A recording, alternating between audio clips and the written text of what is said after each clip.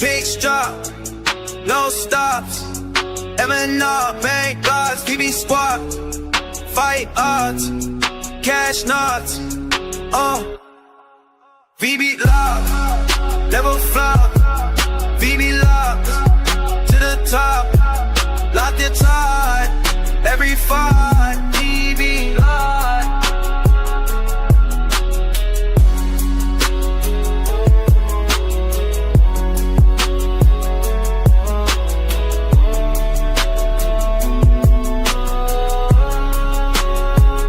Yeah.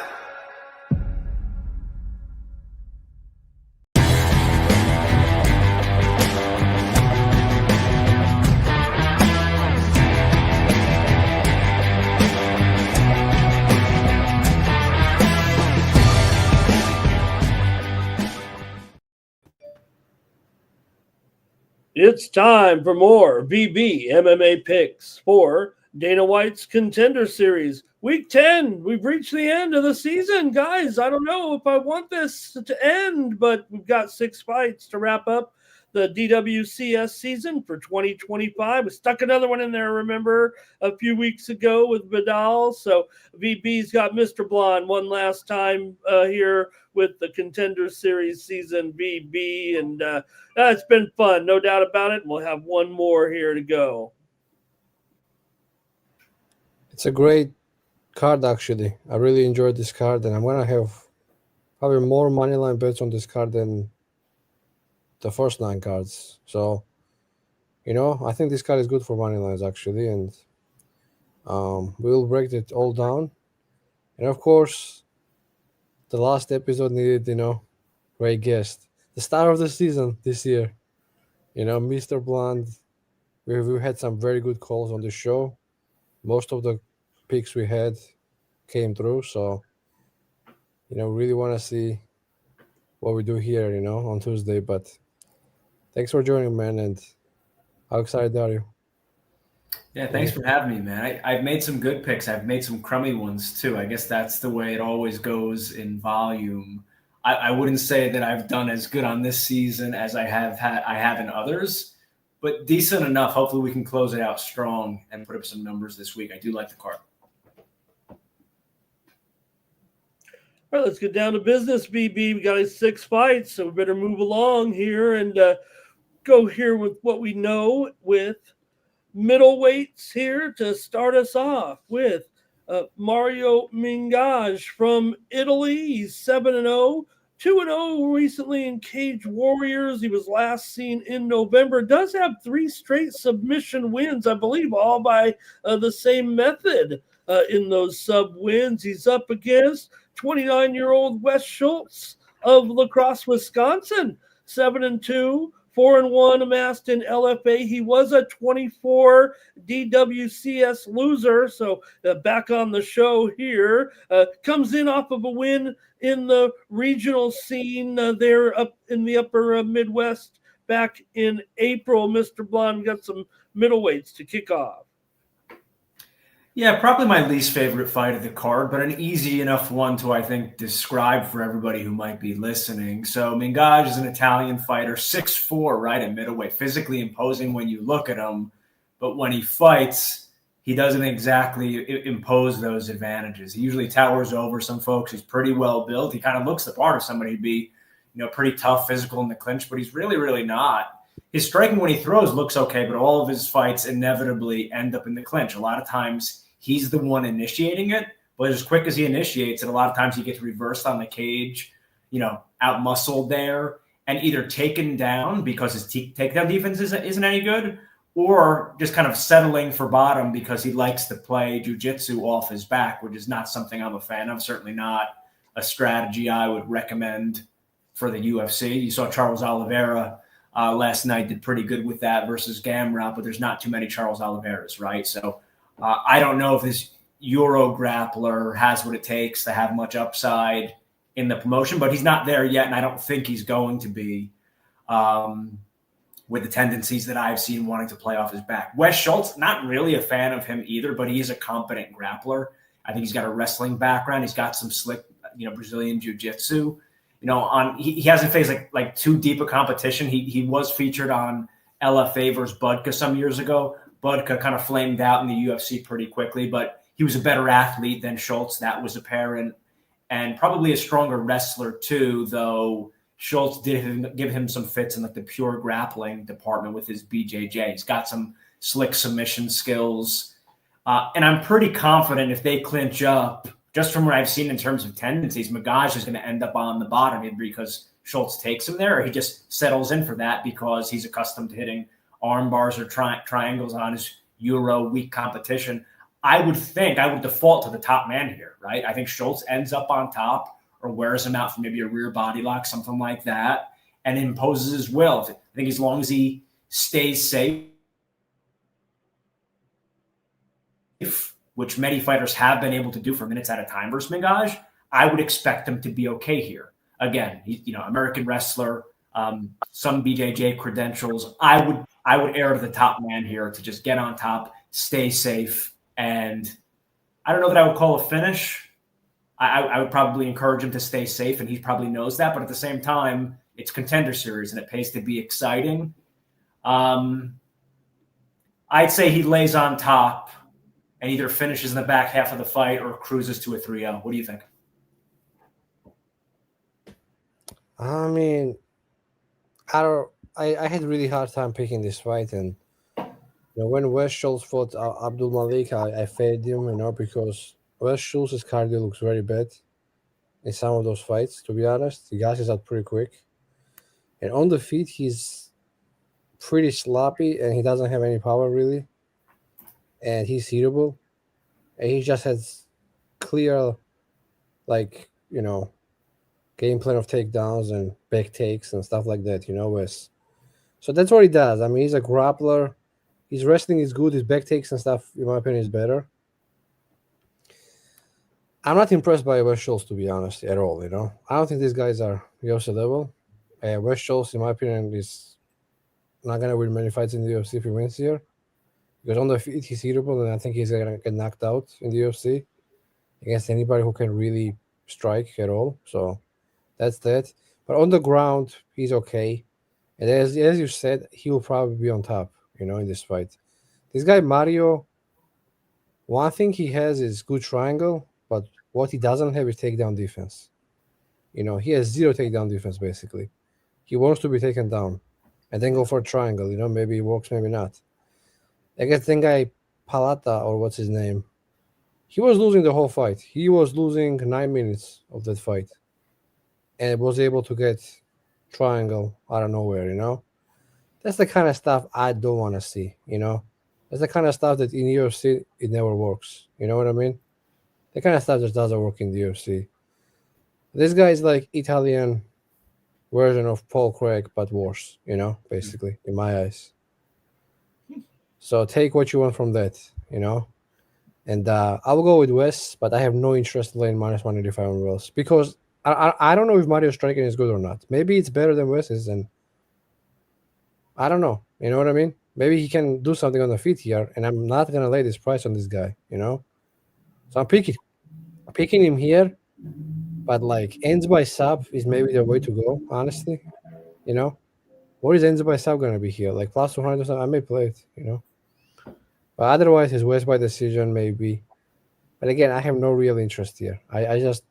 I'm not gonna play West at this kind of line, If he was fighting some regional guy in,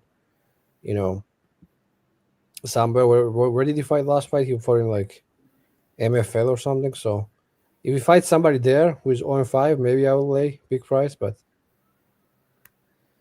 not here. So you guys can parlay him. I'm gonna pass, Whoever wants to parlay, good luck. Yeah, I think the regional scene Schultz was in, it seemed like a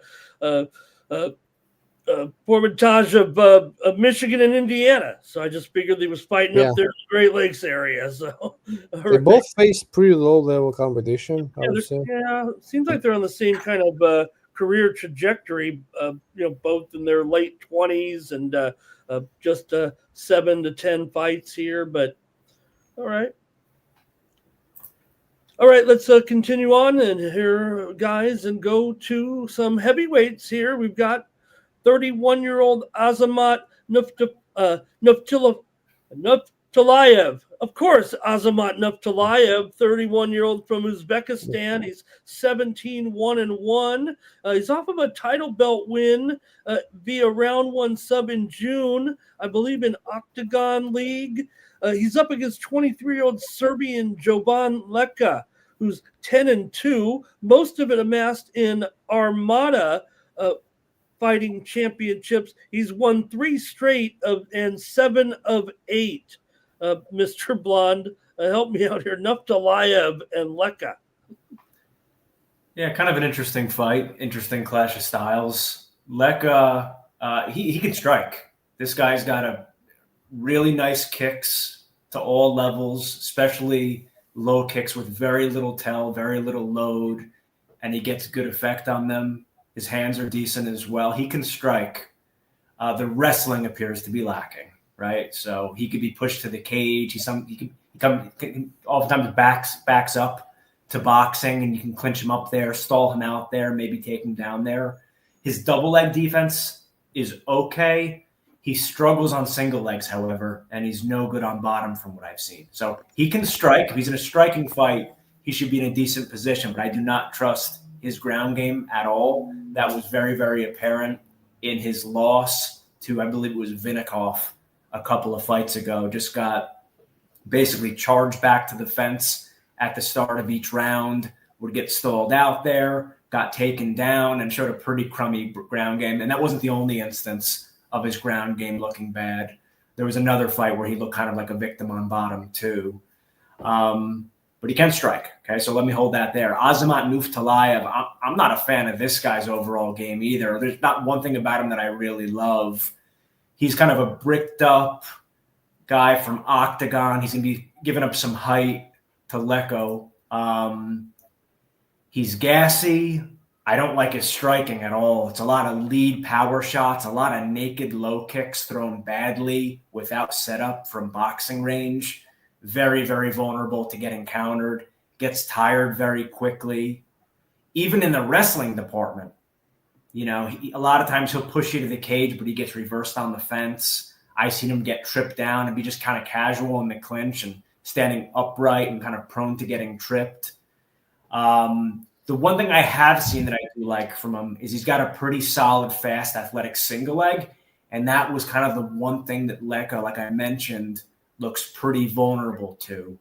Plus, again, he's not great on the ground. So I couldn't rule out like an emphatic win either way here, just because it's kind of strength on weakness in both directions. But for Nuftillaev, I wouldn't even call it a strength. Even the guys he's been fighting, I don't know if you've taped this one, maybe how hard you did, but a couple of these guys were like Brazilian guys that looked every bit of early 40s and, confirmed via Tapa how old these guys are. And these guys are getting on top of them. The one guy had him dead to rights, hurt him, was about to finish him. Good to Nuftillaev for being resilient enough to survive a bad spot or two. But, man, it's an ugly look just, having as hard a time with these guys as he has, and obviously got worn out really badly in the wrestling department and on the ground versus Trabelsi, who's the classiest fighter that he's been in with. So not really a fan of either of these guys' overall games. Leka striking I do like. I don't love anything about Nuftillaev, but he does have a pretty solid, fast single leg, which I think could get Leka. So it could be, emphatic win either way, and each side, victory laps saying they made a great pick. At the price that was initially available around the open, I took Leka a couple times for a couple maxes at a plus 164 average, which I think is pretty decent. It's kind of pick'ems to me. I think Leka has the biggest strength of them all on the striking side. I don't love anything about Nuftillaev, but again, Leka's so bad on bottom that I couldn't rule out Nuftillaev getting on top and doing something bad to him. But at a solid dog price, I have to err to Leka and his striking, fend off a couple takedowns, fend off some wrestling. This guy's going to get tired, and I think he'll become a victim to punches, definitely low kicks. I just don't love anything about the way Nuftillaev's game is put together. So, again, I got Leka for about, what I was able to get down without killing the odds too much at just around a unit, slightly less at plus 164. What do you think about this one, B? I mean, it's a heavyweight fight, so plus 165. I mean, he can crack him, but I think this guy Leka doesn't really have that much power in his hands, though. He doesn't really hit like a heavyweight. Like he's not these knockouts he's getting is because like these other guys are completely death gassed, and they're just covering up. They just can't stand on their feet. They're so tired, And that guy just throwing the shots and the referee stop it. You know what I mean? Especially the last fight he won against the guy Gennady or whatever his name was. He was just very tired in that fight. He was like, look at the referee, stop the fight. He was like waving the fight. Look at the referee, hey, stop the fight, Mm-hmm. that was a quick job. And then the other fights, I mean, every time this guy gets taken down, he doesn't get up. And that's a big red flag in my opinion. I don't think Azamat is good, but I do think Azamat is gonna take him down. And that's all he needs, in my opinion, I have barely seen any fight of Azamat where he didn't wrestle. So why would he not wrestle here against Striker, who doesn't really have great explosiveness, who is not very like powerful, He has some power, of course, as a heavyweight, you know what I mean? But he doesn't like one punch people that much, So that's not the kind of, style, in my opinion, that the UFC really wants. Like heavyweight who is like, wow, like this guy reminds of like Presky or something, who has no power, you know what I mean? Like, just not impressed by this guy. At least Azamat has fought people who are okay. Like the guy Slim is pretty good. And he was doing well, He took down Slim. He took his back in round one. He won round one, in my opinion. Maybe not. He fell off though, so maybe not. But like he was winning round one. Then he kind of fell off. But Slim is a good grappler, Slim fought few people in grappling competitions who are world class, and he was hanging there. You know what I mean? So Slim's grappling is very good. So to take Slim's back, in my opinion, is pretty impressive. Still, you know what I mean? There's something to that.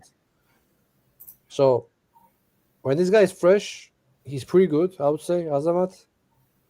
And I do think he will get Leka down, and I think he will sub him. To be honest, I think he will sub him. There's also a world where, as you said, he just gets a takedown and stays in a guard.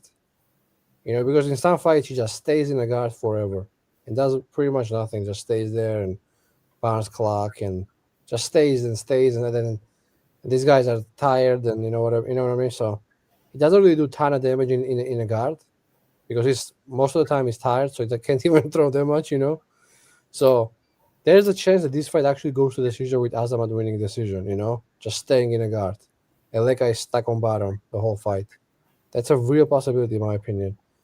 But it's still Contender series, and I think Azamat is going to get a takedown and probably get a sub, maybe, I'm pretty sure Azamat is going to go pretty heavy early on wrestling and ground and pound and subs. And they may kind of get him tired, though, which... Again, then if he gets tired in 2-3, Leka could come back and finish him. So 2-3 Leka is gonna be good price, in my opinion. Maybe even round 3 is better, That I could sprinkle that, but money line, no. I like Azamat, Again, when you have a heavyweight who has very bad takedown defense, it's usually a disaster for the most part. You know what I mean?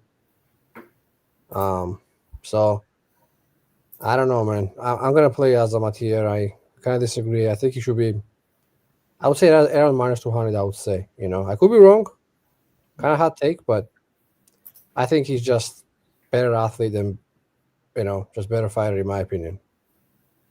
But I'll be wrong before. You mentioned Leka. Yeah, I don't think he's got too much power in his hands. I like his kicks, especially his low kicks. And if Nuftillaev's getting tired, he's not going to, I don't see him absorbing those too well. He gets tired pretty quickly. But again, I can't trust Leka on the ground at all.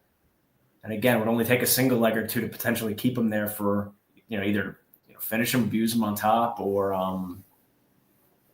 just delay on him, like you said. Again, Nuftillaev could be a little bit passive on top. He can lay in guard for periods, but he does posture up and look to land elbows and stuff. So he's, he can do something on top too. But overall, yeah, again, as a pure pick, I don't necessarily disagree, but Yeah, I just didn't think he was strong enough anywhere to warrant the price tag that I saw. And his competition, especially over the last couple of years, has been, pretty ugly. I don't know if you saw this guy, Albayev. That guy was like literally obese, like just a legitimate, like round fat guy. Fernando Batista in his 40s. Santos was probably his best opponent, and he very nearly got knocked out there. But again, that guy was a decent opponent. Just Brandao, that was ugly as well. But who did Leka face? I mean, to be honest, though, nobody. Oh, yeah, no one great. No one great at all. Maybe even worse fighters, to be honest. Maybe so. But I think the striking, at least his kick game, is pretty legit. Yeah, he tipped the guy pretty well. The last guy, Gennady, he tipped him and hurt him to the body many times. But yeah. But I mean, I don't know. Clearly, it's high variability. Sorry. Clearly, it's like a high variability matchup. If it's about striking, I don't like Nuftillaev striking at all. I think Leka will roll there. But if Nuftillaev makes it all about wrestling, he's gonna be the top man. And he typically does go for it. Whether he gets the takedowns easily, again, his single leg is pretty good. Maybe that's a story of the match. I don't know. We'll see how it plays out. Yeah, let me send the offer on SX, Raymond. Okay. Yeah, Nuftillaev also opened a little bit stiffer than this, and like Mr. Paul said, he took that dog price, but it was a little bit higher than this at that favorite, almost to $2 or more, I think, that be on BOL. I kind of thought there was a correct line. I was not gonna play it, but at minus 135, it's like I have to, man. This guy has no wrestling, He has no get up game either, and he's not athletic. So if Azamat gets a takedown, it's probably around, and he will get takedown. So I have to play Azamat here. As you see, there are no offers here right now. Liquidity is very low, kind of everywhere. There are no lines for the most part anywhere. So I'll probably have to send this offer out on SX and kind of wait a day or two. I will be happy with minus 130. That's the best line available out there. So as I request the bet, basically it's gonna give somebody at plus 130, on the other side. So no Vic. And if someone wants to take plus 130 on Leka, come and take it here. It's the best line literally anywhere. All right, good job there, VB. And of course, our show here is sponsored by SXBet, the world's largest blockchain betting exchange. You saw it there on the screen, peer-to-peer wagering. It's now here with SXBet. Okay, let's move on here now to featherweights. And this one, guys, got 22-year-old Australian Marwan Rahiki. He is 6-0, 3-0 in Hexagon Fight Series, but he also won a title there back in May with a round 4 submission. Then he came back and won a title in Beatdown Promotions most recently with a second-round knockout back in July. He's up against 27-year-old Ananias Mulumba, a 27-year-old from Congo. He's 9-2, 5-0 in a series called African Knockout. He comes in off of a round 2 submission win, however, Mr. Bond, in UAE Warriors in June. So he has stepped up his competition here a little bit. As far as Rahiki is concerned, I wasn't too familiar with Beatdown Promotions, but I imagine you're going to tell me what's up. Yeah, I wasn't familiar with this guy either by name, right? But I started taping him, and I kind of like what I see. He's 5'10" and a bit upright in his stance, right? So he appears pretty tall. He's got long levers and a lot of natural power on his punches. He likes to fire hard in combination with a lot of fluidity.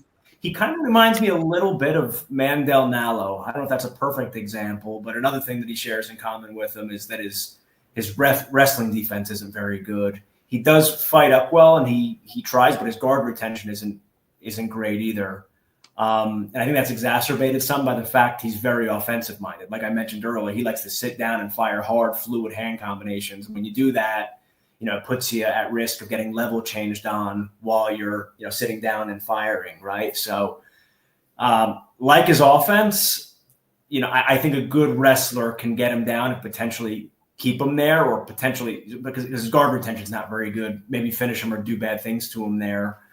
He had an amateur fight where he very nearly got subbed, giving up his back, kind of rushing up. Just getting the name of that fighter he fought against. If anybody wants to take a look at it, it was Ashton Johnston. That guy seemed like he was a pretty good grappler, and he was almost dead to rights in the first round there, but then he turned the table on him in round 2. Again, another Mandel-Nallo thing. Like he's kind of a positive. He can grapple well and be decent on the ground when it's on his terms, but when he's getting worn out on and wrestled, he tends to struggle there and he can fall apart on the ground. We haven't really seen that happen with Rahiki yet, but that is a tendency of him that I'm not in love with. Also relevant to this matchup, and let me go into, I guess, Mulumba first. I take Mulumba for one of his other fights on the regional scene. It was probably that UAE Warriors fight versus Elshan Shuri. And clearly, I'm a little bit skeptical, just like built in when it comes to African fighters. A lot of times, if you ever watched EFC promotion, a lot of these guys are not really well trained, really lacking in one way or the other. A lot of times it's the grappling and wrestling department or ground game, jiu-jitsu.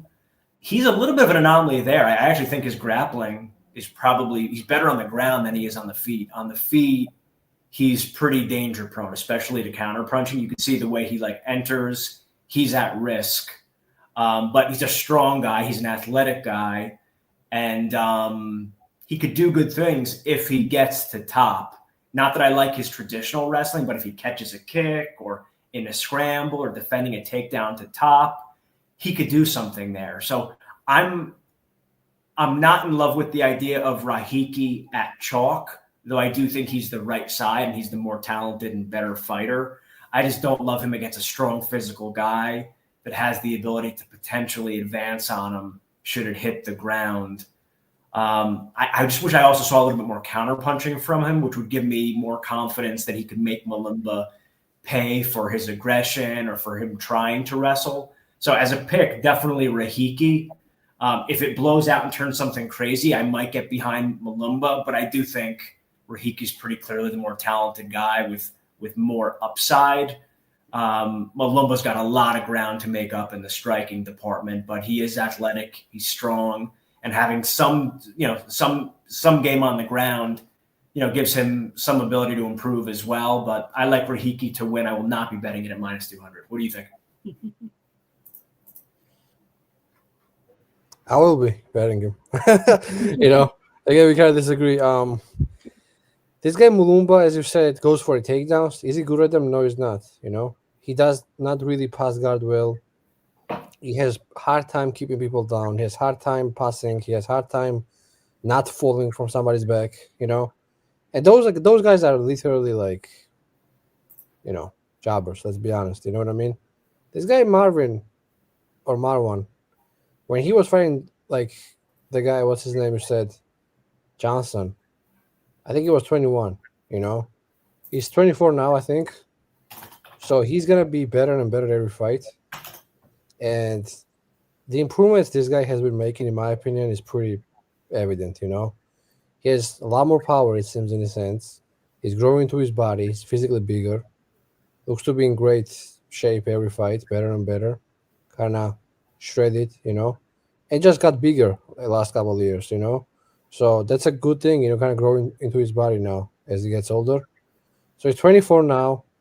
He's not even in his prime, but man, I liked a lot of things about this guy, This guy's cardio looked very good.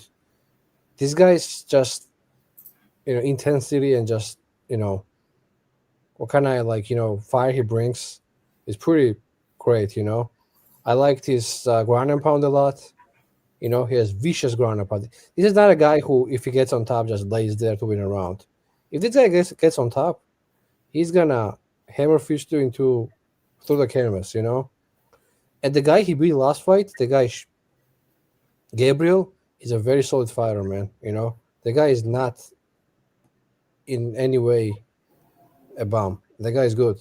The guy actually has a win over Gene Silva, who we know very well, And that guy was competitive. He was even getting takedowns. He was even cracking him. But then he kind of got tired, and Marwan took over and destroyed that guy, So that was impressive, because that guy has never been finished. And that guy got kind of broken in that fight, in round 2. I was impressed with Marwan, man. Last like 2 fights in amateurs, not the best looks. At that Johnson fight, not the best look. This guy has been pro for 2 years, and Ananias has been pro for 3 years. So both of these guys are kind of new into their careers in a way, right? But I really think Marwan's gym is getting him ready here, and I think that he's gonna stop Mulumba, I really do. I think knockout Marwan 2-3 has to be played. He could even sub him, but he's more of a striker and doesn't really go for that many subs. If he's on top, he's doing damage. Meanwhile, this guy Ananias, he gets on top. He barely actually gets people down who are at low level. That's the first thing I didn't like. I was, hey, this guy has a really hard time getting these people down, who are basically low level and kind of old, and kind of washed fighters he's fighting. He gets them down and then he's okay, but like I don't think he's gonna keep Rahiki down though. I don't think his jiu-jitsu is good enough to keep him down. Rahiki is gonna grab a wizard and get up, in my opinion. There is a world where Ananias starts well early, and I think he will gas anyway as this fight goes on. So Rahiki in 2-3 is gonna be all over this guy. I can promise you that almost. You know what I mean? So Rahiki is pretty good fighter. I think he's the best fighter on this card, in my opinion. I could be wrong, but I see good things for this guy coming in the UFC, and I'm excited to see this guy. He's probably my most confident pick, even though there is a bigger favorite on the card, right? But still, I think he's most confident pick for me. But I will go big on him here on SX. Let's see what they can get me. The best line out there is, let's see, what is it out there? The best line on him is -200. The other guy plus 170. So if somebody wants plus 180 on Ananias, they can come and take it. I will go actually 400 on Rahiki at -180, maybe 5. Let's keep it at 4. But I think that Rahiki is a real deal, and he's getting better and better. He's kind of, just getting bigger as well as an athlete and more powerful. A lot more vicious, last couple of fights. I mean, I think this guy is good, man, so hey, if somebody wants plus 180, the best line on the mobile, can take it here. All right. It's still low out there, so you guys should keep that in mind. Most of the books don't have lines out there, so yeah, we'll see if there's movement. We'll see if this last week on the show they showed, I believe it was a Congolese fighter, and the video showed him knocking out the opponent in front of the whole tribe. Remember, guys?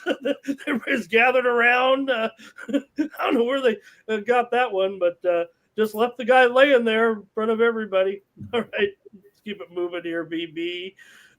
Move on to bantamweights here. It seems like some guys here. We do have 30-year-old South Korean Kwon Il, 14-5, 9-5, amassed in 1 championship. He lost a title shot in January to Diaz at a plus 400 via round 1 knockout, but he was in a title fight and 1 championship for sure. He's up against 27-year-old Peruvian Juan Diaz, who fights out of Tijuana, Mexico. 14-1-1, 6-0 amassed in Lux Fight League. He defended a title twice, including last February via unanimous decision. BB, bantamweights here. Man, this guy he lost to, Fabricio Andrade, is absolutely unreal. That guy, it's like a truck, and he's nasty striker. That guy can knock anybody out.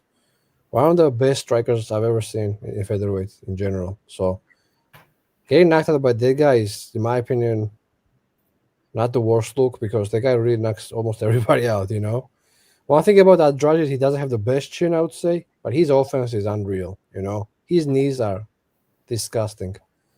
What he did to John Lineker, I will never forget, Put a whooping on poor John Lineker, who I was a big fan of in the UFC, who was probably a top 5 guy in the UFC. Destroyed him. And after that fight, John Lineker is on a win streak. But that tells you how good Andrade is, So he lost to Andrade twice, who is an absolute beast, And And now he's an underdog to a guy who, I mean, I taped this guy Diaz, right? I was expecting some slick striking, and I was expecting some good striking, maybe some wrestling and stuff, and there was some of that in his fights, but this guy doesn't have any power in his hands, man. He's finding these people who are standing there for 4 rounds and just eating all these shots from Diaz, and they are tired, and Diaz is not able to finish them. And that league, by the way, the Lux Fight League, not the highest level of fights over there. Very low level. Some crazy stuff happens there all the time, it seems. And the most of the prospects that come out of the league are not successful, in big leagues. So keep that in mind too. The fact that he didn't finish some of these guys who are like 11-10, 14-10, and drag them to a decision, and those guys have been knocked out multiple times otherwise, you know what I mean? That kind of shows that this guy is not a finisher. This is not a guy who Dana wants. This is not the guy UFC cares about, in my opinion. This is not a guy who UFC is like, oh, let's bring him here and let's let this guy, in a big fights and in exciting fight. This guy is not exciting. He's a volume striker with no real power, and I guess one thing he could use here to kind of cover this price is wrestling, I guess. But doesn't look the best even against those guys, I'm surprised at this line. I taped this fight before I was gonna take anybody, right? And I saw this line, I was like, what the heck, Are they copying like Kwon because he's moving for one, and you know how testing is over there and all that stuff? Maybe he looks different in his pictures or something. I don't know. I gotta check that out. But man, on the feet, they're both good strikers, okay? Like I would say Diaz is okay boxing, he's not bad. But Kwon is faster. And when like Diaz lands, those guys who are like, completely, I mean, not competitive with him, takes it, But when this guy one lands, people fall down, They go to sleep. So this is the difference here. Who is more likely to win a decision in this fight? I would say it's still Kwon if it goes there because of the damage. But finishing upside on Kwon is enormous, in my opinion, I don't think Diaz is finishing anybody. And like he can't even finish Lux fighters, you know what I mean? So he's not gonna finish Kwon. If anybody gets to finish, it's Kwon. I think on the feet, volume is good from Kwon too. He throws a lot of strikes. The guy he knocked out, the guy Artem Belach, is a beast, by the way. The guy is very good, He cracked him and knocked him out and threw a knee, and the guy was on the ground. But in one FC, the ground knees are legal, right? He put the guy out, This guy is vicious, And on the feet, again, both guys can land. But when Kwon lands, it's going to be devastating. When Diaz lands, Kwon is going to smile at him, in my opinion, But Diaz doesn't have the kind of power at all.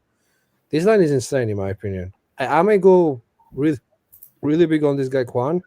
One that scares me is wrestling. And Diaz has done some grappling competition and stuff like that, you know what I mean? So that kind of scares me. He shoots here. But again, one of the least entertaining fighters I've seen, to be honest.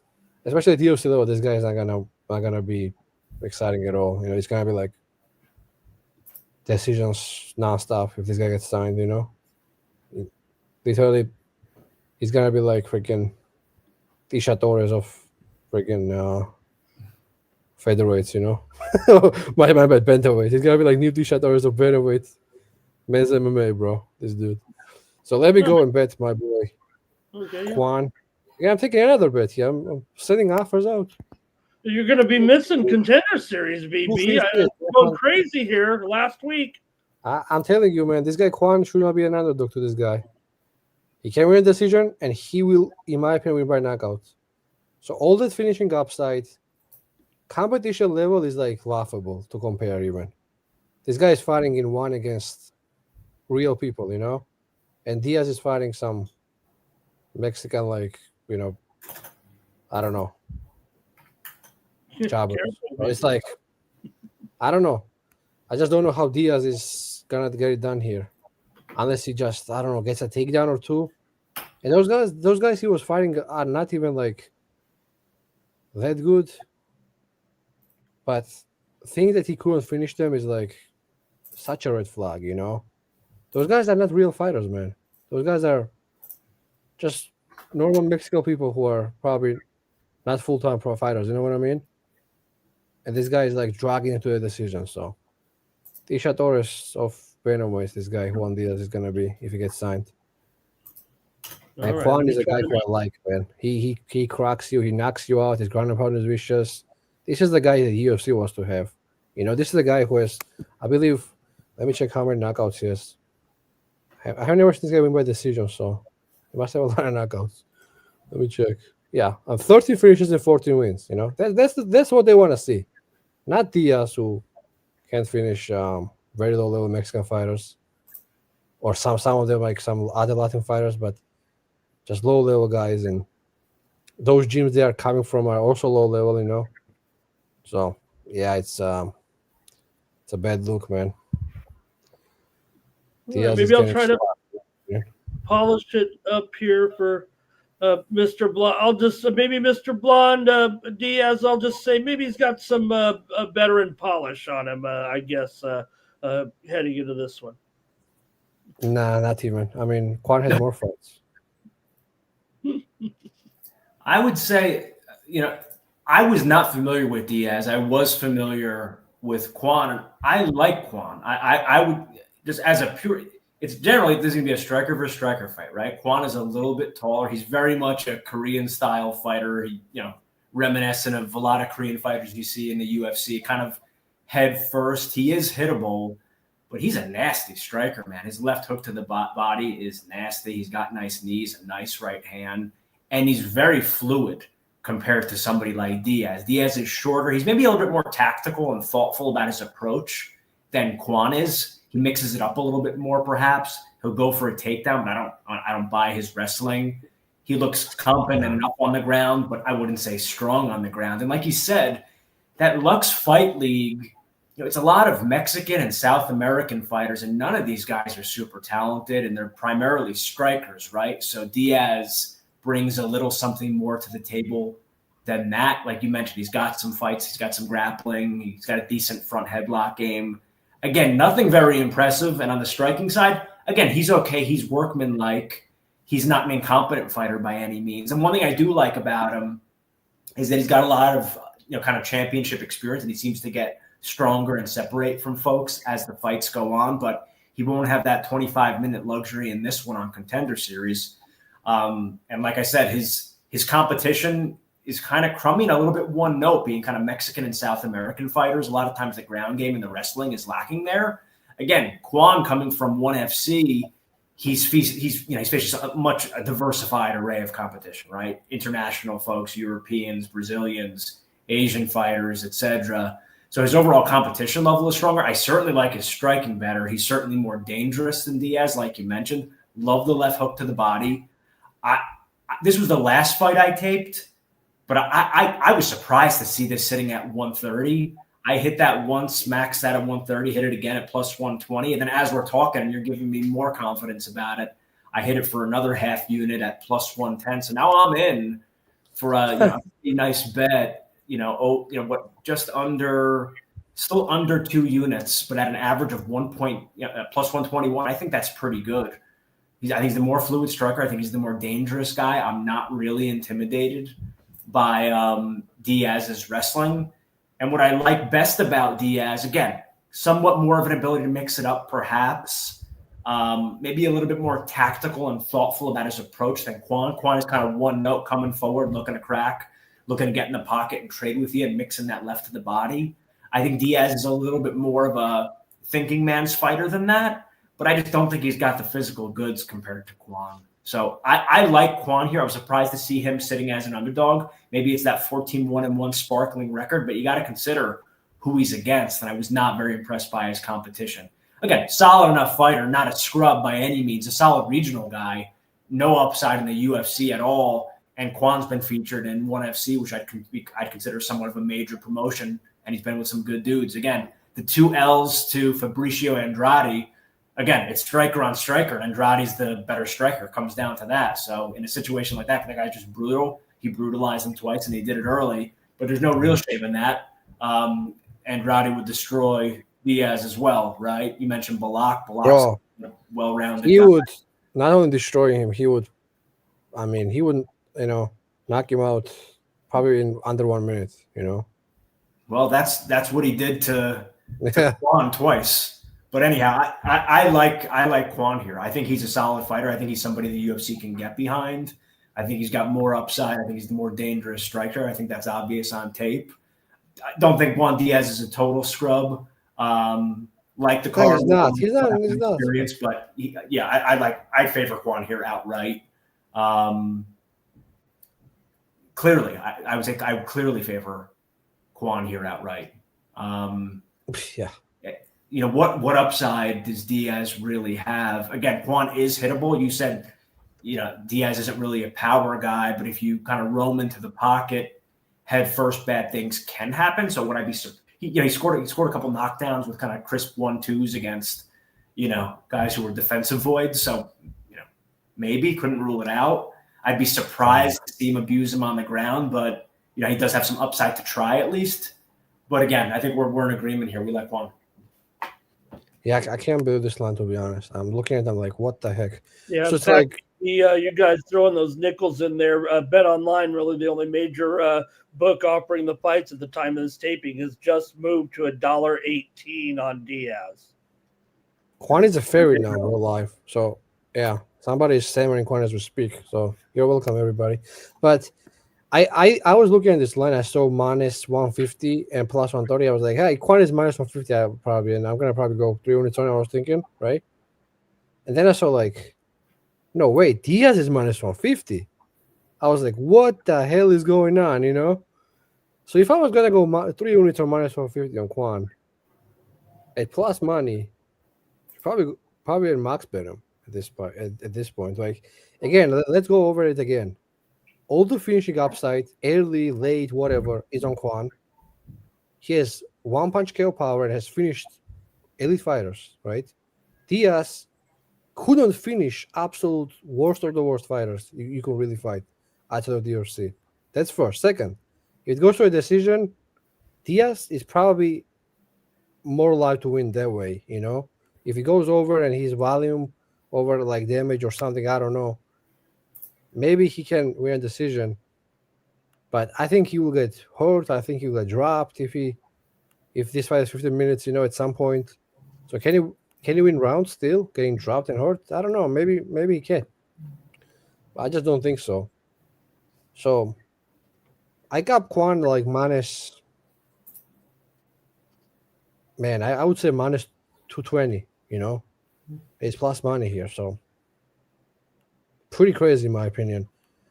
Maybe Diaz is making improvements again. He's doing some grappling, so that's a weak spot for Kwon. And you're saying Mr. Blunt is not going to be much grappling here, so then I'm probably going to max maybe if it's not going to be much grappling here, because again, on the feet we have a guy who has one punch carrying people in a real league, and the other guy cannot finish a sandwich basically against friggin' lower fighters.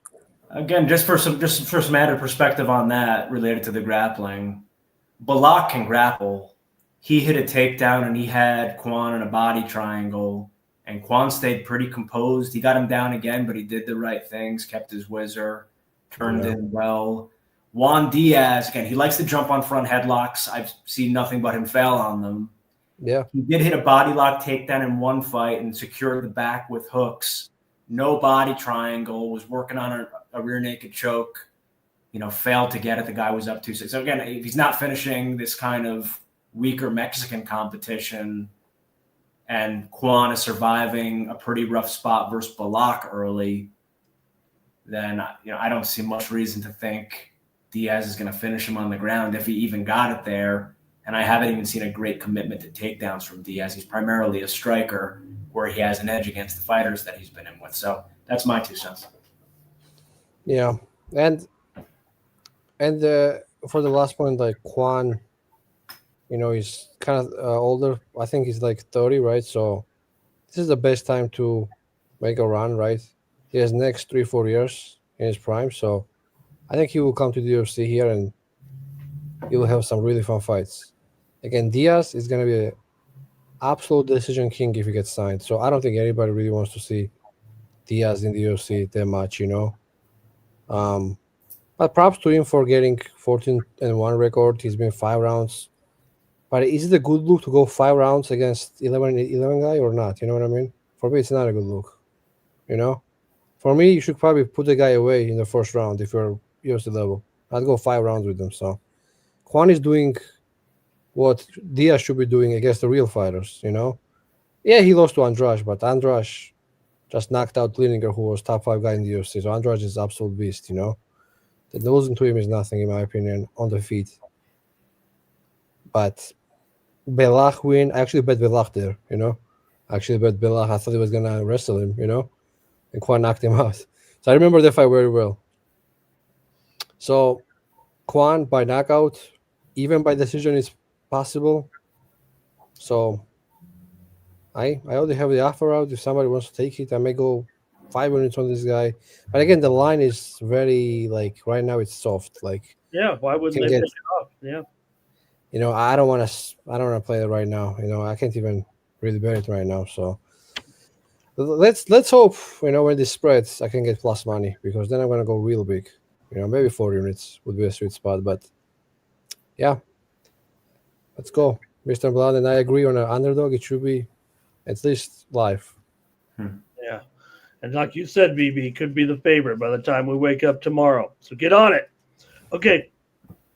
Welcome back to the DWCS. Freddie Vidal.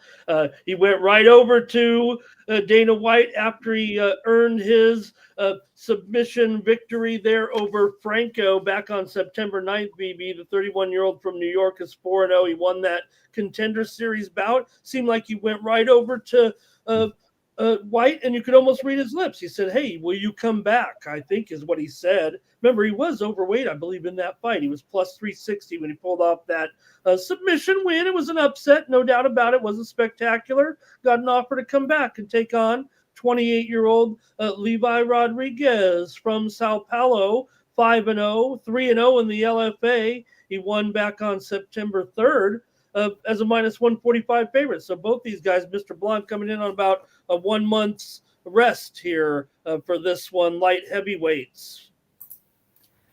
Yeah, this was the first fight I taped because I had Freddie Vidal pretty top of mind because he fought earlier in the season, right? And that was a short notice call, like you said. Was he impressive?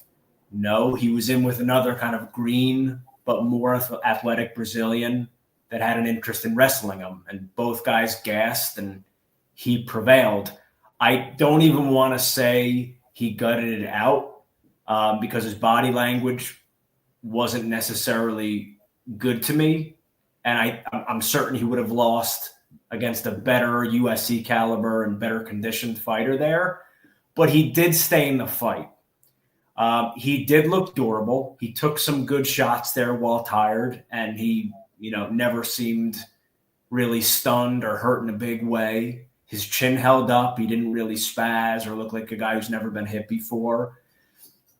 And his prior regional fights, his striking always looked pretty crummy, but decent with the wrestling, right? He must have some sort of wrestling background. I've seen him kind of use ankle picks, and he's got a pretty good top game once he gets it there, whether it be on top or kind of riding the back and, kind of doing work from behind. I think that's obviously his strength. And one thing I noticed about that fight on Contender Series and his other fights, he's got, for light heavyweight, he's got kind of a heaviness about him. He was not a picnic to wrestle with. That was evident versus Franco. Maybe it's like his weight distribution, kind of the wide, low center of gravity, the wide base, but he was no fun to tangle with there.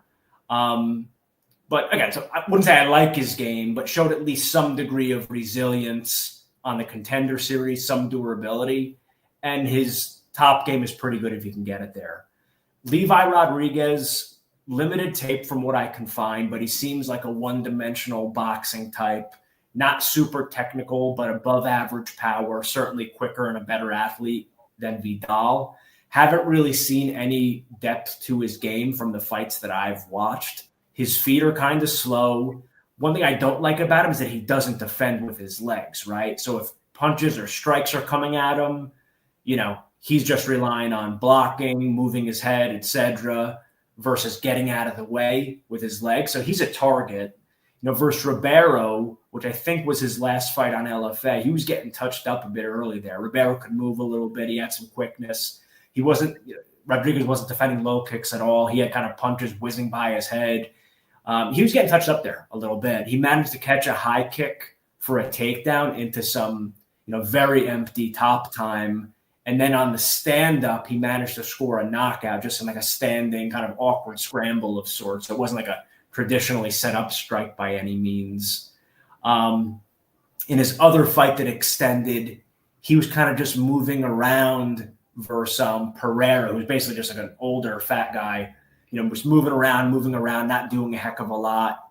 And then he seemed to want to turn it up in round 3, and then he ended up winning that fight via like a random injury. I think something happened to the guy's, shoulder socket or something like that. I did see him stuff one takedown in that fight, but it was a crappy one. And again, against, an obese, older looking gentleman that would not be in, Dana White Contender Series. So my concern about him, again, I haven't seen a ton of his tape, right? So there are some gaps in information here. I concede that. But again, I don't think he has the legs to avoid getting grabbed at least, if Vidal wants to take it there, which I assume he will, because he will not want to strike with Rodrigues. Rodrigues is a better striker. And if he gets grabbed, what confidence do I have based upon the tape that I've seen that he's going to consistently defend the takedowns or work up? There's just omissions of information here. There's gaps in information here that don't give me confidence on that. But I am confident that Vidal can grab him. I do think Vidal can take a shot, as evidenced in the Contender Series fight. So with that in mind, I think Vidal probably gets it to the fence. He probably takes him down at some point. And if he takes him down, I just don't know what to think of Rodrigues at all. But that is a strength of Vidal. So at the plus money that was available earlier, I got in. And I think the price is even better now than where I got it. I got it in the high plus 140s for a little over a unit. I maxed it a couple times based upon what was available. It's still at, where are we at? Plus 136. Yeah, I got better than that. I think I'm at about plus 140s. I have a lot, I think, as high as plus 185. I think that's decent here. Again, when there's gaps of information, an emphatic result can happen either way, but I have not seen anything much of, Rodrigues' defensive grappling to like him at a big minus here. And even the striking, again, kind of plotty, a little heavy on his feet, and didn't love what I saw from him in that last fight. Again, I don't think Vidal's going to test that, but I do think he's going to grab a hold of him. And if he grabs a hold of him, I just don't have a lot of confidence in Rodrigues at a favorite number. Interested in your thoughts about this one, and definitely open to differences in opinion if you've seen tape that I haven't seen, because I only dug so far, but yeah, I didn't see a ton available on Rodrigues. Yeah, we've seen a 20-cent move since we've been on the air here, actually, on Vidal. Yeah, I taped Levy, right? And I was impressed, to be honest. For a light heavyweight, he seems to have good cardio. He seems to have fast hands. And one thing that he really has is one-punch knockout power.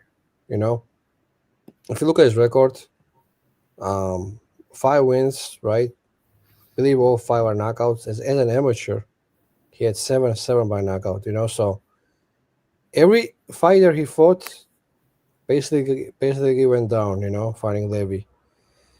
And he's fast. He's athletic.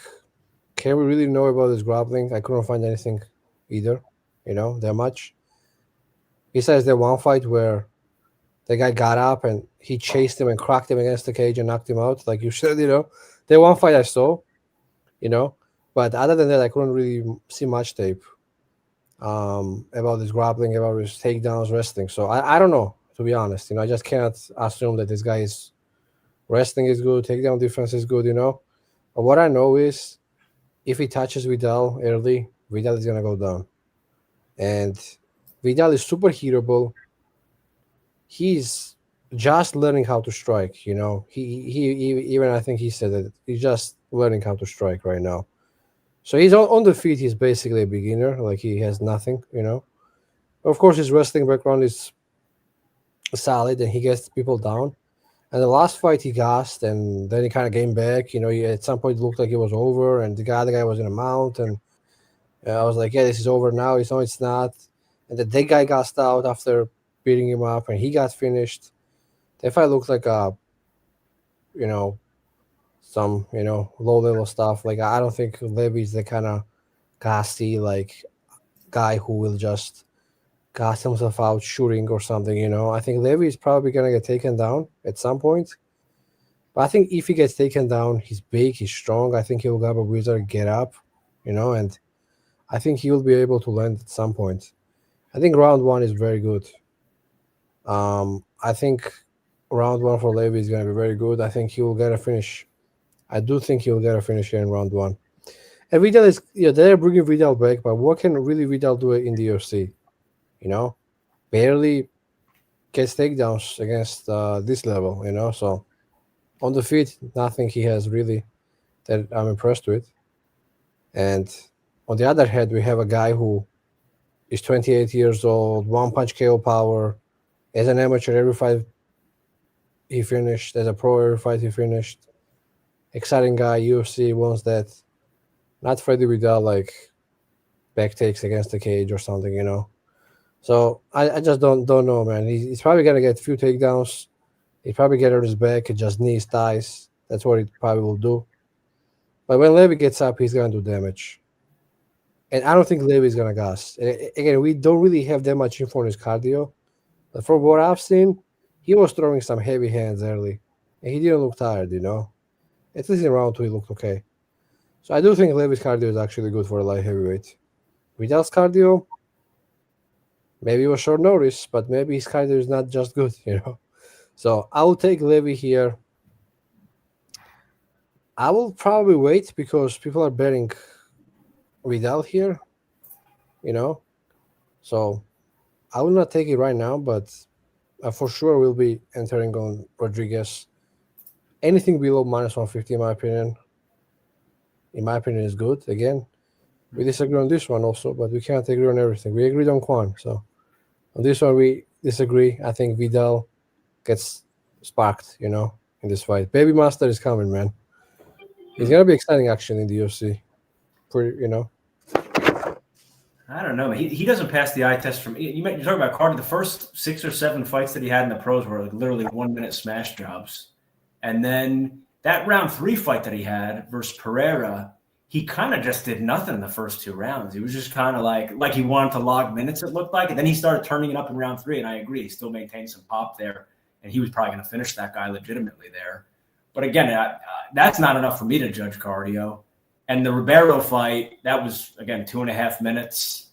He was kind of getting touched up there. Again, I haven't seen anything about cardio. We saw Vidal's was terrible last fight, but that was a heavy wrestling fight. It was short notice.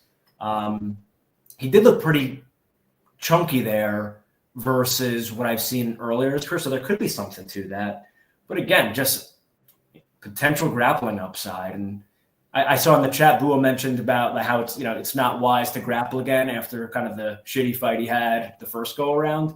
If it's all about grappling and just keeping it neutral, I'd agree with that. But I've seen him, finish guys. I don't think Dana's going to be biased against somebody who's looking to do damage or submit a guy on the ground. So if he can dominate in the ground, we just have not seen enough of Levy there. I've only seen the guy defend 1 takedown, and it was against that Johnny Pereira, who was, not a legitimately good opponent. So we'll see, man. High variability. Would I be surprised if Levi Rodrigues just crushed him?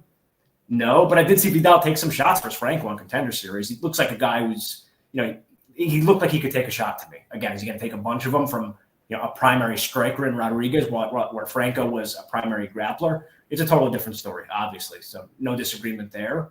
But he seems like he's durable enough to stay in the fight. If he stays in the fight, I say he gets his grabs in with Rodriguez's lack of, fast feet. And I'm assuming he probably gets him down at some point, whether he can finish there or keep him there. And what happens to Lee if he's getting wrestled a lot, we'll see. But I think there's a lot of downside there, obviously. So we'll see how it goes, man. Yeah, this could go their way if Vidal can get wrestling going and his cardio is better because of full camp, right? Maybe it's better.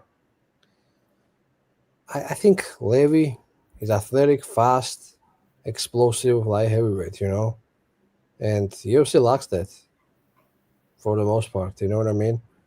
I just can't pick people who UFC would not stand to have in the UFC. You know what I mean? Yeah. I just don't know. I can't pick these people who are decisions, like split decisions, barely winning, and everybody's booing, and people are leaving the arena kind of fighters. And Vidal is not dead so far because he's facing low level, but in the UFC, he's not gonna finish anybody. In the UFC, people are gonna sprawl a couple times and probably knock him out. You know what I mean? So it's like, can Levy sprawl a couple times and knock him out? Probably he can. Why not? You know what I mean? Yeah, I'm not betting minus 300 here. Mm-hmm. It's going to minus 130. I will take my chance. So early knockout is possible.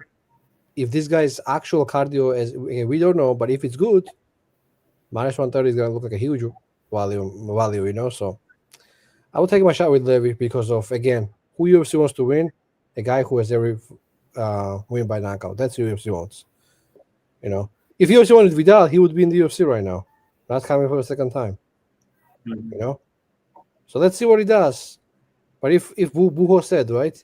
El Buho said, if he strikes, he's in trouble. I agree. He cannot strike here. He better not. So he's not going to be striking. He's not going to be striking. He'd be a fool to strike. He'll be grabbing. The question is what happens once he grabs. And then if he doesn't strike, we will see him next year. Yep. Again for a third time. So it's no.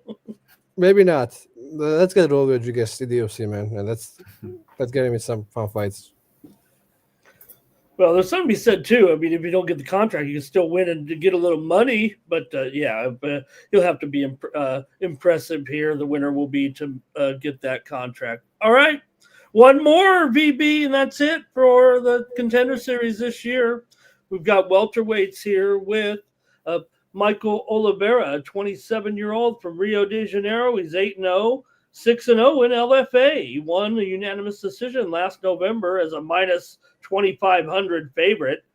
He's up against 31-year-old Chilean Victor Valenzuela, 12-3, 1-0 in the LFA. He comes in actually off of a title belt win, however, in Fury Fighting Championships back in June, VB. Got welterweights here. Yeah. Michael Oliveira is one of the most athletic, people I've ever seen. Like, he's just super athletic guy. Mm-hmm. Like, such a fast twitch muscle fighter, like great head kicks, fast head kicks, great movement, good reflexes, like defensively knows where to enter, where not to enter, and where to be careful and how to just pick your spots when you're striking.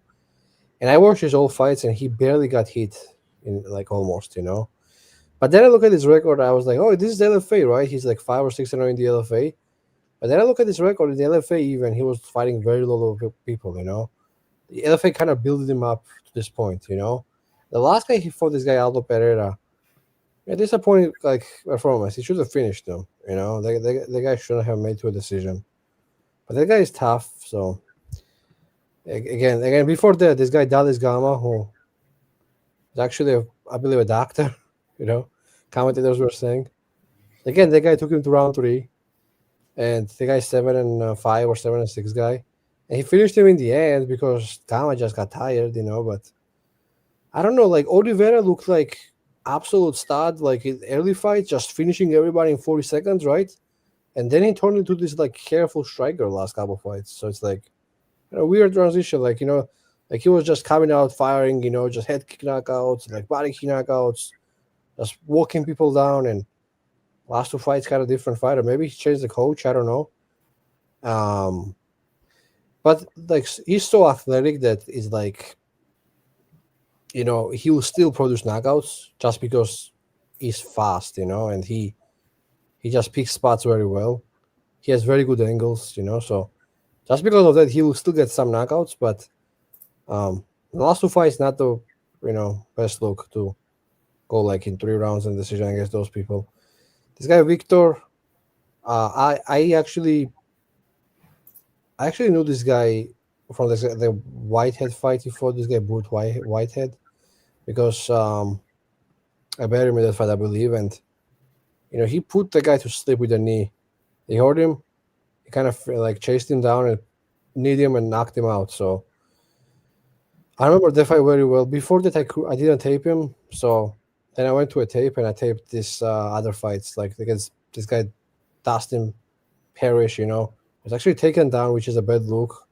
And some of his older fights also. This guy's takedown defense to me looks very bad. That's one thing about him. His takedown defense looks off. On the feet, he's like, you know who reminds me of on the feet? The guy who fought last week, Emmanuel Rodrigues. He kind of reminds you of Emmanuel Rodrigues. If he hurts you and if he kind of smells blood, he's gonna pounce and just try to get you out of there. But if he sometimes just goes crazy, I've seen him also get cracked too in those exchanges. You know what I mean? So he sometimes just goes in like very, out of hand and just goes towards everything and leaves himself open. So that's where Oliveira, in my opinion, could probably counter him in this fight. I think Victor is probably going to put the pressure on Oliveira in this fight, even though Oliveira is actually a guy who is usually on pressure. I do think Victor is going to be on the front foot, and Victor is going to be pressuring Oliveira. And I think at some point he may even land a good shot or something, and he may go crazy. I think Oliveira's head movement and just sticking shots better in the pocket is just his skill, which is going to help him. He's better at that. Victor, when he gets to the pocket, he's just throwing left hook, right hook, just non-stop, and doesn't care if he gets cracked back, he doesn't care about his defense. He just wants to put you away if you're hurt. Oliveira is very different, he may hurt you 3 times and not rush at all, especially late.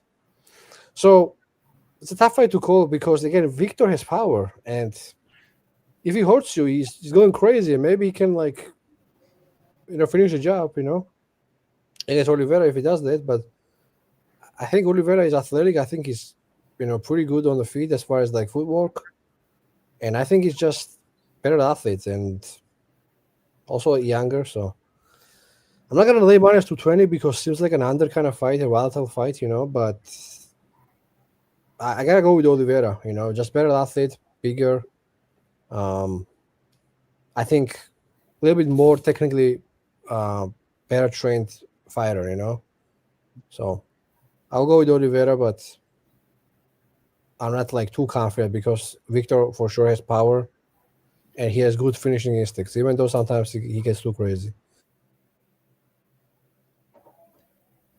Yeah, I don't disagree with much that you shared there. I think the couple obvious things that Oliveira has on his side in the matchup, right? You look at him powerfully built athlete, 6 feet tall, whereas Victor Valenzuela is 5'9". Oliveira's quicker, but the big thing, he's more defensively responsible than Valenzuela is. And I don't mind Valenzuela as a fighter. He's a fighter's fighter. The dude is rugged, man, and he's looking to do damage, and he's aggressive, punches, kicks with both legs. He's out there to hurt you, and he's not soft. I don't see him being afraid of Oliveira, who's, you look at him, he's kind of an imposing guy. Most guys give ground to him, like you said. I don't know that Valenzuela will, but Oliveira does have some pretty obvious advantages. That said, you mentioned the takedown defense for Valenzuela. I don't know that I've seen Oliveira shoot any takedowns. Even when he's had opportunities to get on top of folks, he hasn't taken it in most of the fights that I've seen. Maybe that's because his primary advantage was striking, so it was in his best interest to do that. Yeah, you're right. Yeah. He doesn't grapple, so he's a striker. Yeah, he's a striker, right? So it's striker on striker. So I expect this to get violent. It's potentially an under spot. You mentioned kind of how Oliveira's performances have gotten a little bit tamer. And one thing I will say, he in the Pereira fight, maybe the Gama fight too, but I think it's the Pereira fight, which was his last one. He was backing the guy up to the fence and letting go pretty unending fusillades of punches, 20-plus strikes at a time, but fairly inaccurate, none landing super crisply. If he did, I think, he might have gotten the guy, but kind of inaccurate, kind of looks the part, but I don't know. It doesn't fully pass the eye test to me. But again, between the height, the speed, and being more defensively responsible as a pick, I do have to err his way. But I don't mind Valenzuela as a fighter, man. And I do think Oliveira is going to be tested here. I kind of hope the number blows out. I think folks will, like the look of Oliveira. Again, he's better defensively. Like you said, Valenzuela, when he smells blood, my goodness. For Shinzo Anzai, he ate 3 like full force punches to the face, right on the chin, while he was attempting a round 1 finish there. Defended 1 takedown in round 2 to top position and brutalized the guy. Again, smelt blood versus Bruce Whitehead, completely charged him, throwing everything in the kitchen sink. Bruce Whitehead doesn't even have his equilibrium about him, but he's outlanding Valenzuela, who's on the attack, smelling blood, frothing at the mouth. Did eventually knock him out with a knee. So, again, don't like his footwork. I think, Oliveira kind of looks a little bit better on paper and passes the eye test better. But again, something about Valenzuela, man, just rugged dude, tough dude. Have I seen Oliveira in tough fights? I haven't, right? Even these ones that have extended, not really tough fights. Those guys weren't in it to win it. Valenzuela probably is. So I kind of think it's dog or pass. I'd like better than plus 185. If this thing blows out, as oftentimes favorites will get blown out on the day of, we might see a big price. I might get tempted Valenzuela, but as a pick, I'll go Oliveira. Plus 185, I'm sniffing around a little bit, but I'd like a bigger number. But Oliveira as a pick. Yeah, I mean, as you talked about, I kind of have to look in Valenzuela maybe a little bit more. One thing, the takedown defense I didn't really like, but as you mentioned, Oliveira is not a wrestler. I mean, I've never seen this guy shoot, and even when people fall down, he doesn't get on top. So he's not going to be shooting. There's not going to be any wrestling here. So that's that. But Valenzuela should be competitive, at least on the feet, and he will probably pressure Oliveira in a small cage. If he gets him hurt against the cage, he could unload and get some finish. If this line keeps blowing up, I may join you. I may do like plus 220, 230. I may go there. So why take now though? Like, let's wait. Let's see what happens. But again, for me, it's also like same. Like Oliveira just doesn't pass. Like when he got cracked like once, I believe he was like a weird movement, kind of panicked. One time I saw him getting cracked. So it's there's something to that, but also he's pretty young. And you can't say he's not a good fighter because he clearly is a good striker, but he's never been pushed, and that's not a good thing when you're making a Contender Series debut, not to be pushed, because when you get pushed, and then I'm sitting there, and Venezuela is charging and you throwing everything, and this has never happened to you before. Some people panic, that's what happens. They just sometimes throw back. They don't think right. They don't think, and they don't fight even like they fight before, sometimes. So if Oliveira is playing this game, who is going to land first game, which he usually doesn't, but he may in this one because of the circumstance we are in, he may actually lose, that could happen. And power-wise, I would say Valenzuela in his hands has more power, actually, in my opinion. Kicks, I would give it to Oliveira all day. So yeah, I may join you. It has to be some value. Like, is it a big value? Probably not. But if it's a competitive striking fight, at worst, it's 60-40 Oliveira maybe. So if this line goes up, I may join you. Let's recap it real quick before we go. So the first fight, me and Mr. Blunt kind of agreed that Schultz is probably going to win. But it's like, I'm personally not playing Schultz. And the other guy is like, triangle artist, who gets taken down really easy. So, again, either Schultz by decision or both guys could win by sub. Ends by sub is probably okay. Second fight, Azamat versus Leka. Again, for me, it's Azamat because of grappling. And Leka's just get-up game is not there, So, I just don't see how he stops those takedowns. On the feet, he's very live, though. Then Rahiki and Mulumba. I'm going Rahiki. My favorite prospect on the card, but actually making huge improvements fight to fight. I'm going to be excited to see him in the UFC. I think he will maybe even start a little bit slow. I think Mulumba may get a takedown or two. I don't think Mulumba's cardio is gonna hold up. I don't think Mulumba is gonna do damage on this guy on top even. I don't think Mulumba is gonna get in mount or back, so I don't think Mulumba is gonna get in like dominant positions to finish. So because of that, in 2-3, I think Marwan is gonna win. There we go to Kwon and Diaz. Absolute silly line. I don't see how Kwon is a dog. Actually, he's not a dog anymore because somebody smacked it, but he may turn back to a dog. And thinking about a max bet, but in a contender series, how responsible is max bet? Probably not very responsible, but I will go big on Kwon either way. I just really like him in this spot. And Mr. Bond, I agree about this one. The Vidal, Levy. Again, Levy is probably round 1 or bust here. Could be. Something tells me his cardio is not bad. Maybe we just don't know, but in my opinion, it's not bad. Levy, if it goes a little bit lower, I would, for me, or pass. I'm not gonna play Freddy. It's just not my type of fighter. And then the last fight, Oliveira and Valenzuela again, toggle pass also. If it turns into a crazy fight, anything can happen. So toggle pass there. But again, waiting. Why not wait and get a better line?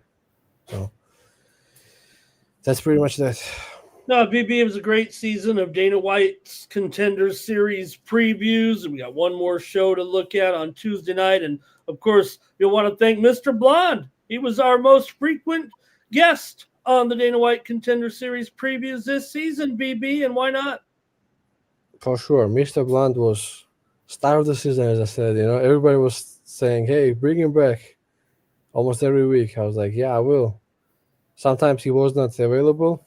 He's a busy man, so I really want to thank him. I think he joined 4 or 5 times. So, again, thank you very much for helping me, break these fights down. Most of the time we agree, and sometimes we don't. Like today we disagreed a little bit, but for the most part we see things pretty similar, I would say. So it was great to talk with you about these fights all season, and would be great to have you for you still. So it's not like Contender's exclusive guest or something. We for sure down to have you for UFC cards, and thank you very much.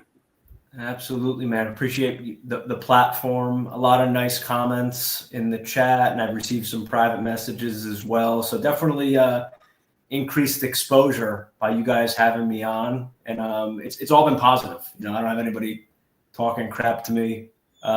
Everybody's very kind and appreciates the effort. I think I won't always be right, but there's going to be at least a logic behind what I'm going with. So I think folks appreciate that. So appreciate the opportunity. Let's definitely get together for one of these UFCs.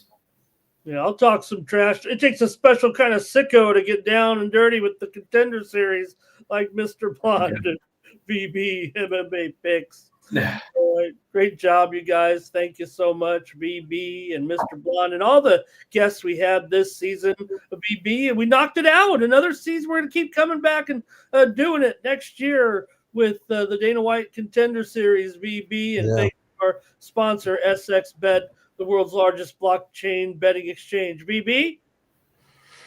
Yeah, it was a great season. Thanks to other guests also, Gordo, Liam, and other guys. So thank you, everybody. It's been a great season. Last couple of cards, we've been doing very well. We basically swept last week. I mean, the last fight I picked, but I didn't really pick anybody. It was like past fight. So basically a sweep last week.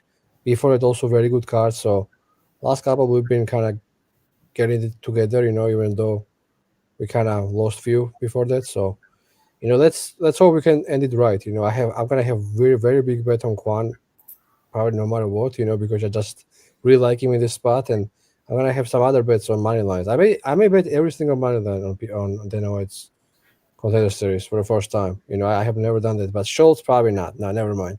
I'm not betting Schultz, but other 5 I may bet. And check my Bet MMA out. It's free. I only charge for UFC, as I always say.